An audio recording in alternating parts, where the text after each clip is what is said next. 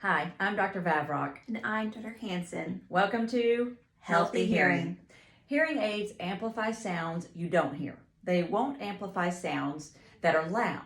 However, they can't protect your ears from dangerously loud sounds like firearms, motorcycles, and lawnmowers. If you're going to be around any loud noise, it is best to remove your hearing aids. Remember to put them in a safe place and wear hearing protection, either the kind that go inside your ear canal or over your ear. Both protect your hearing.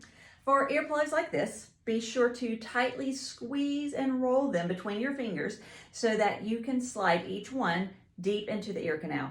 As it expands, it will block sound from entering the ear canal. To make these effective, be sure to place them deep enough in the ear canal.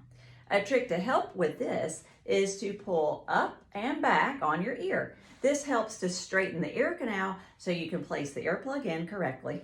For ear muffs, the kind that go over your ears, it's a good idea to mute or turn off your hearing aids or just remove them.